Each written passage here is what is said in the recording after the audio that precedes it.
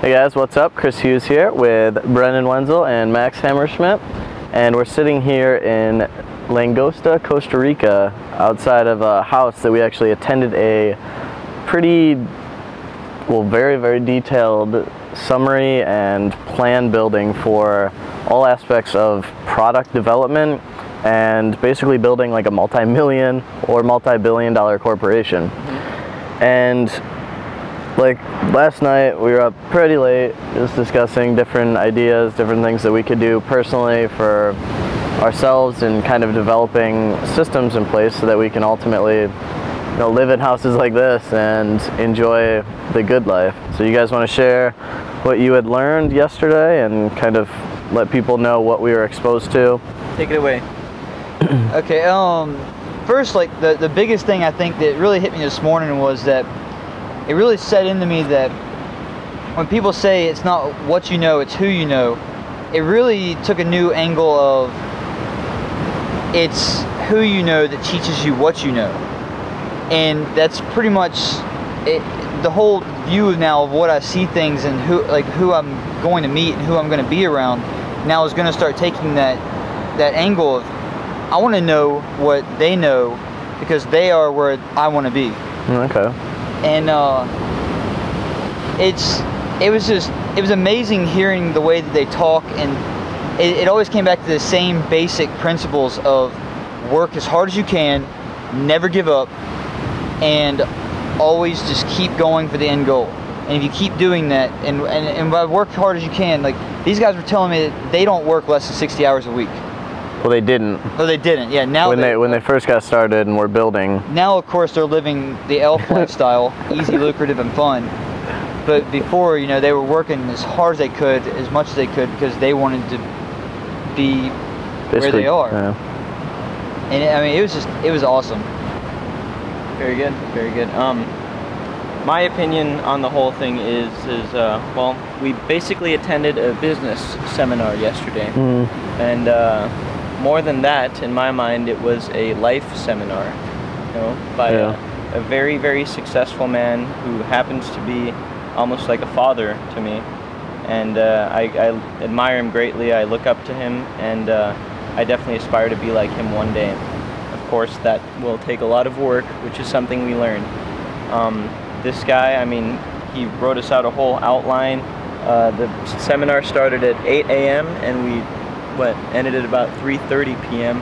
having a lunch break, and we discussed, I mean, everything that you really need to know about business. And it's all about applying what we've learned, which he stresses so much. It's all about one word: execution. And I think you guys would agree on that. Well, even last night after, he was like, one word: execution. Yeah. You better do it. You can't stress that enough. And I mean, it was a great experience. We actually had Joe Sugarman. Oh. He joined us on a Skype call. It was kind of a, the whole what was it, 12, 13 people that were attending. Yeah. We were all Skyping with Joe Sugarman at one point, and that was, I mean, a treat if I've ever, known one. If you guys don't know who Joe Sugarman is, look him up. He basically invented the 800 number for direct response marketing, which revolutionized the way that business was built and money was made. Yep. So. And some of the concepts we went through is, one of the things that both these guys agreed on, both the mystery man that is almost like a father to me, and who was giving the seminar, and Joe Sugarman, is first you need to be passionate about what you want to go after. Secondly, you need to work. First comes work, then comes play. And lastly is once you've attained that level of success, you want to give back to those who really are committed and passionate about what they do. And it creates a whole system, and you guys have heard it a million times. He refers to it as paying it forward, just like the movie. Yep. And I mean, it was inspirational. After a while, after sitting there for about half an hour, it's almost like the whole thing became a trance. And rather than, thinking about it logically and trying to intellectualize everything, it became almost more of a feeling-based thing. And I mean, at least for me, I got it, and it put me in a whole different mindset when when I look at business. And, you know, and it was absolutely amazing. Really, really cool stuff. Nice. Yeah, there's just a lot of higher level thinking happening, which was, to me, that was cool to see. Like, one of the major things was like work hard, play hard. Like, work hard, play work hard, play hard. And that's when the 80 hours comes into play, the 60 hours a week. You put in the work so that, you know, you can experience you're gonna fail, so you're gonna experience a lot of failures. And they had mentioned one of the biggest things was, you know, you're going to fail. As long as you're taking action, you'll find that once in a while you'll hit a good success, like something's gonna sell, something's gonna do really well for you, and a lot of the times you're gonna fail.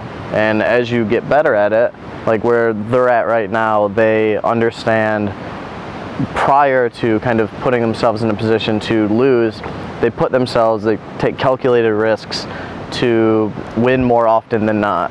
And like Mystery Man was saying last night, he's like, it went from 25% success rate to 75% rate over the like 20 years. Yeah, just unreal, unheard of. And relating back to what Brendan was saying, taking into consideration the philosophy that, I mean, it is about what you know, but it's also about who you know. Sometimes, you know, at certain parts in your life, you come across people that just strike you as different and eccentrics. I think I would call them. Absolutely. And you know, you measure your success by what you take from that and what you apply. And I mean, this guy and Joe Sugarman are definitely role models. Oh, absolutely. In that sense, and it was amazing. Joe Sugarman came, you know, he discussed a really cool concept with us, which resonated with me. It was he took an analogy of the world is like a bucket of oysters, and say someone came up to you and said, in this bucket of oysters, one of the oysters has in it a pearl, and it's only a matter of trying hard and, you know, being perseverant and going through the oysters, cracking them open, and you'll eventually get to that pearl. Putting the hours in. Even though you're getting all the cuts on your fingers from opening them up, just keep going through it. It doesn't matter, because if you quit after 3 or 4, you're not going to get to the one down there with the pearl. Like, I remember that one. That was a good one. Correct. And what you liked is the comment that he said regarding, I think it was something along the lines of, every problem has within it a solution so great that it dwarfs the problem. And that's what I took from that seminar. Yeah, that was, and the way we look at it as marketers is when there's a big problem, there's a big solution, which means big money. Like, big opportunity to help people, big opportunity to, I guess, leverage your strengths, your skills, your passions.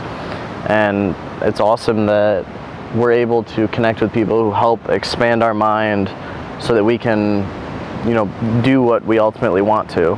Correct, and that's why I said more than a business seminar. I think it was a life seminar, and it, you know, applying these values and morals and work ethic, it becomes, you know, a lifestyle. Yeah. And that's kind of the whole elf marketing that we discussed. Yep. Easy, lucrative, and fun. That's the end objective. But hey, man, you gotta do your time. Oh, absolutely. Yep. I'm glad we all agree. And what's better than easy, lucrative, and fun? You want hard, I mean, not lucrative and boring? That would suck. I mean, look around us. This is a lifestyle. This is.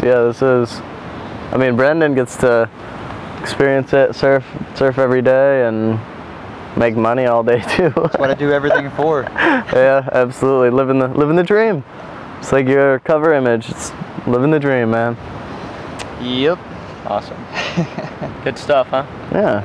Anything else that would be beneficial? The General's quote.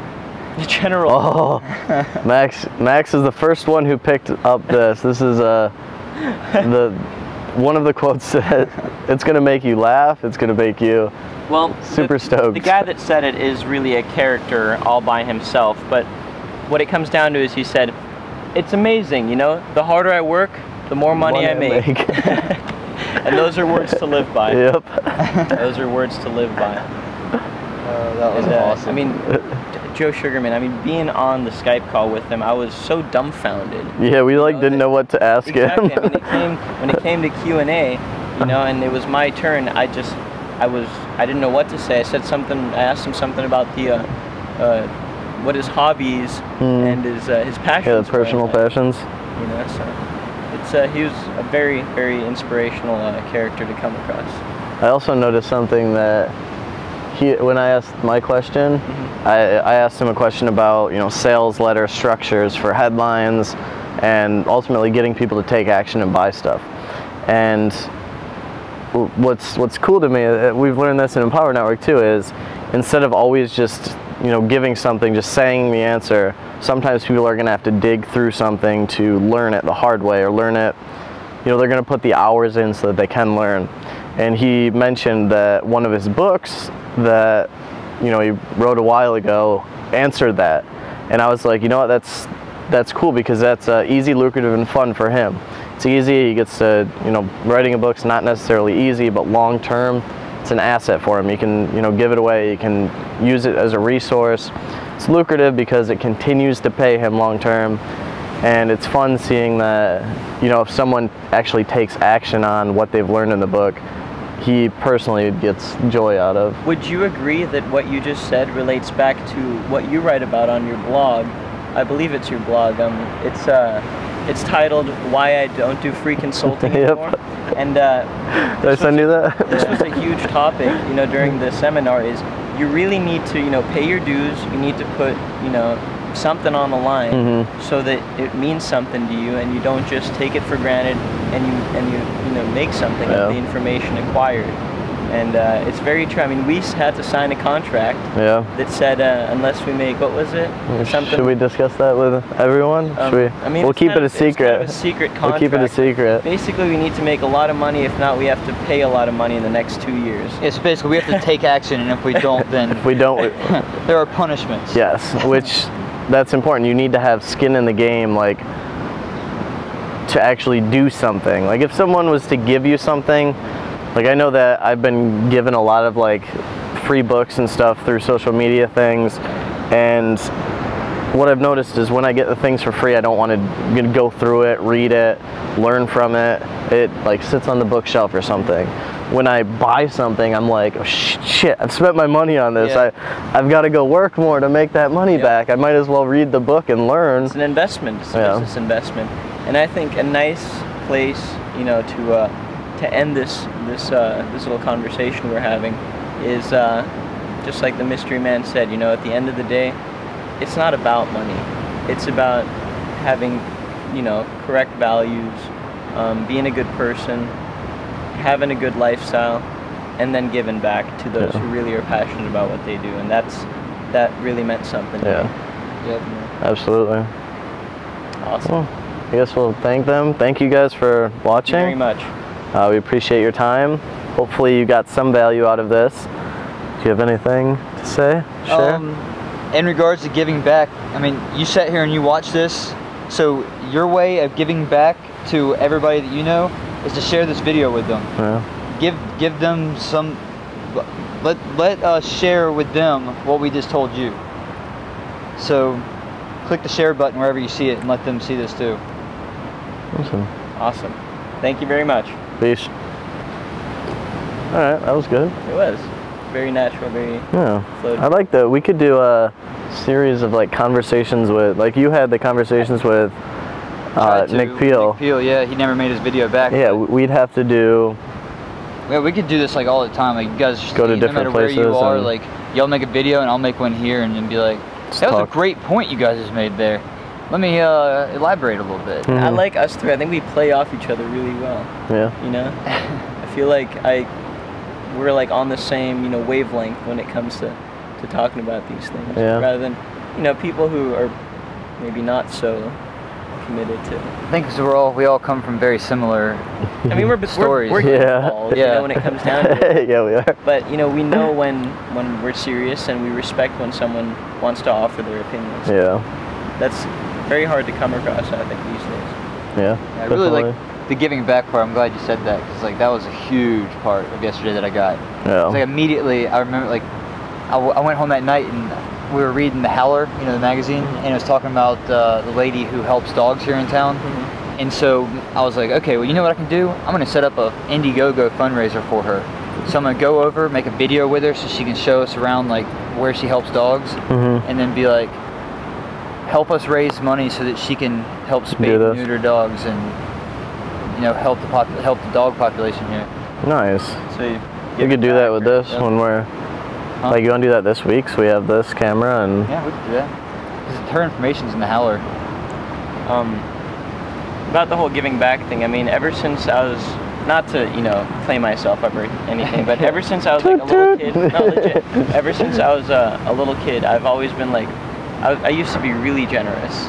And I used to always... Yeah, you gave me $1,000 when I first met you. You were like, you, sir, look like you deserve $1,000. I've given other people a lot more money than $2,000 and haven't heard back from them. Uh-oh, it's probably in their best interest then. Well, we'll see. Time will tell. But anyway, my point being is, I think we're all, as human beings, we're by nature, I think we're caring and giving beings. Yeah. It's simply that throughout life, maybe people that are not necessarily evil, but maybe misled and don't appreciate those things, they kind of make you want to go back into your own shell and be like, I mean, I've given so much. Should I continue to do that? And it's hard, but you gotta stay firm and believe in yourself and the universe, huh? Yeah. Yeah, and they were part of the scarcity mindset. Yeah. Some people just grow the scarcity mindset where they're like, oh, if I give this away, then I won't have it. Yeah. It's like it's gone, but it's like. Yeah, especially with money too, because like with money, you have to give it out to get more. Like it's just the constant flow of getting money. My buddy after. Definitely, like whenever I helped my buddy, and like I helped him, you know, raise money or whatever from the fire. It's like that was my best month ever. Like at that moment, like it was one of my best months ever, and it all just came out of nowhere. Yeah. So it's like, oh crap! Like the more I just selflessly help people, the more like all of a sudden it comes in. It's like, is that the way it's supposed to work? Yeah. Because if so, then I've been doing it all wrong. Yeah, really. Well, it's so hard when we're not making a lot of money and stuff. It's hard to. Like, I remember when it's hard to focus on others. Yeah. It is, like... Well, because we have to worry about bills and, you know, putting food on our table, and I guess instead of thinking about just being, like, selfish and thinking about us, we need to worry about... And how many times did they say those, like, even with your business, like, if you focus on helping other people... Oh, yeah. Like, the products that you make will be helping other people. Like, everything you do will be helping other people. Yeah, nothing was just selling them. Nothing was to take something from them. It was always to give to them. Yeah.